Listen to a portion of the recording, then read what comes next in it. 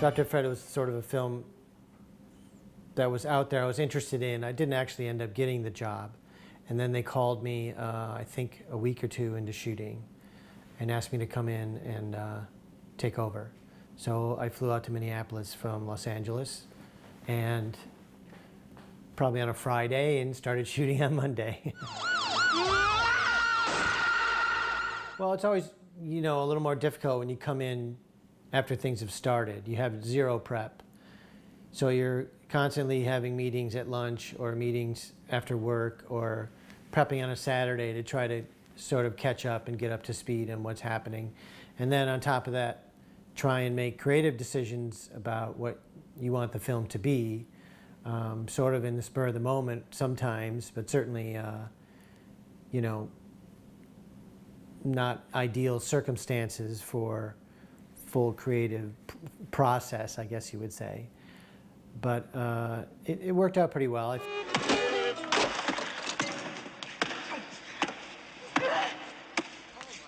Once we got a few days under our belts, we started to get a feel for each other, and I was trying to just get a feel of what his vision for the film was, stylistically and photographically. And he was a pretty creative guy. He was willing to take chances and do sort of off-the-wall stuff, so I always enjoy that. So, no, we quickly sort of figured each other out and got along great. This way! Ow!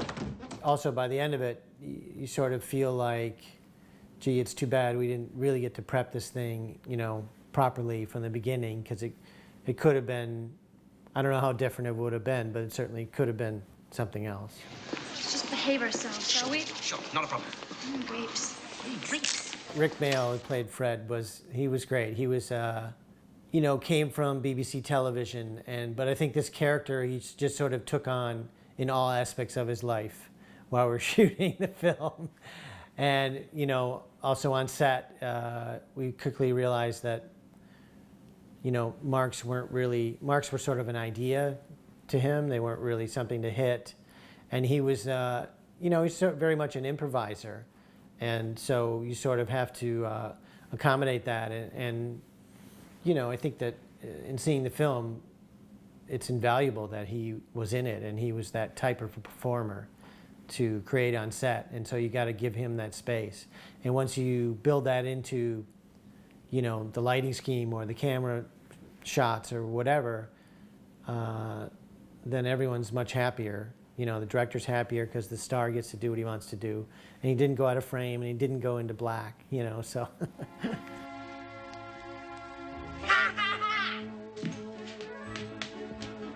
Things happen during a take and you cut and you sort of look around like, well, I guess we won't be using that. Eat shit and die.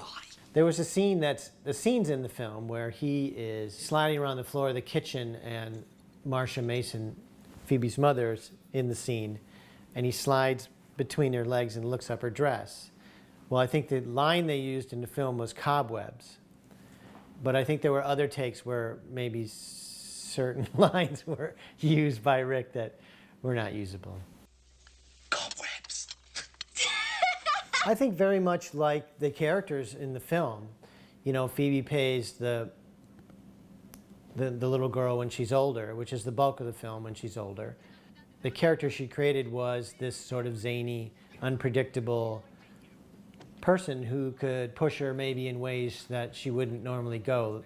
And I think Rick, in playing Fred, just basically did that. And whether it was something that was rehearsed or not, normally he would come up with more and try and surprise her. I've never heard anything so disgusting in all my life. There weren't really any problems, I don't think. Certainly challenges. The sort of fantasy stuff certainly got large in its scale, just because of the way it was built on the stage. There are vast areas that we were lighting, but fortunately they were sort of, there were pools of light. It wasn't like an overall, like trying to create day exterior on the stage or anything like that. But it was sort of an adventure because, coming in late in the game, you'd sort of catch your breath on the weekend and see what the next week would bring, and maybe the week after that. But beyond that, you really weren't. You didn't have time to focus and get all the, the elements together in time. So you're sort of, very much putting fires out as you went along, and that was sort of exciting because it was ever changing. I want to take you away, Goose.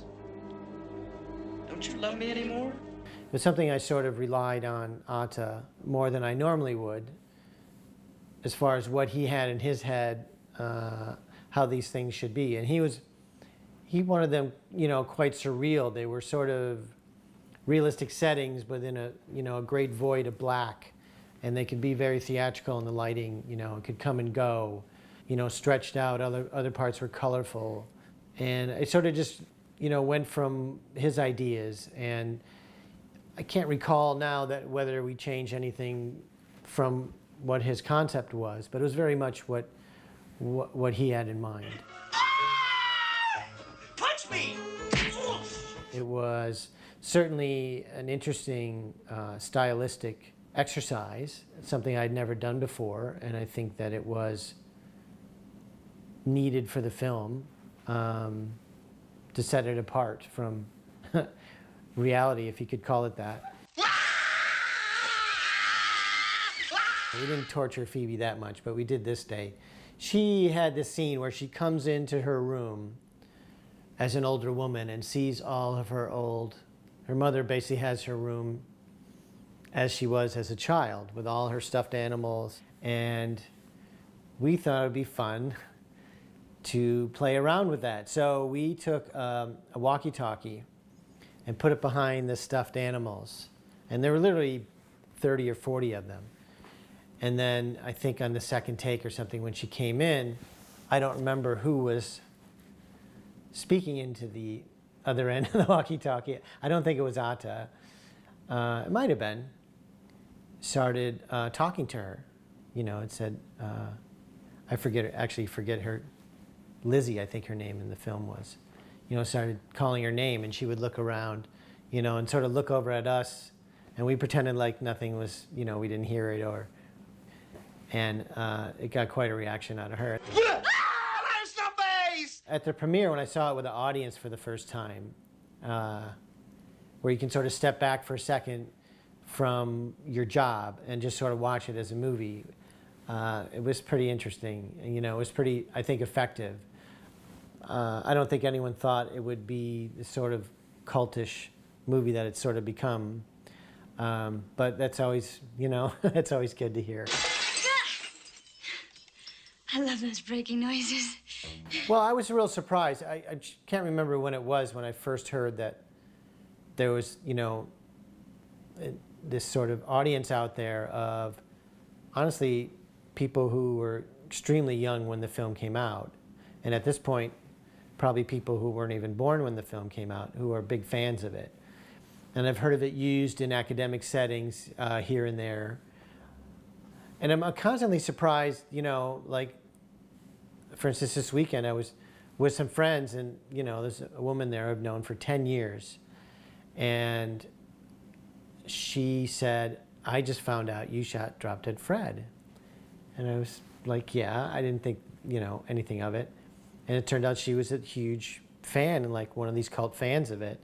And here I'd known her for 10 years and it never came up, or, So it's sort of that sort of thing where the most unlikely people will be part of this family of, I don't know if they have a name, or Fred heads or something, I don't know. Okay, do it to him, Murray. Ladies and gentlemen, I think it's time we got down to specifics, don't you? Specifics, don't you? When I look back on shooting it, I just remember it being a blast because, obviously it's a comedy, but it's very offbeat. And I dare say there were things we shot which didn't make the movie. And knowing Rick, they were probably a little off color. But he was really, whenever he came to work in front of the camera, there was an energy that came with him that was really infectious, I think.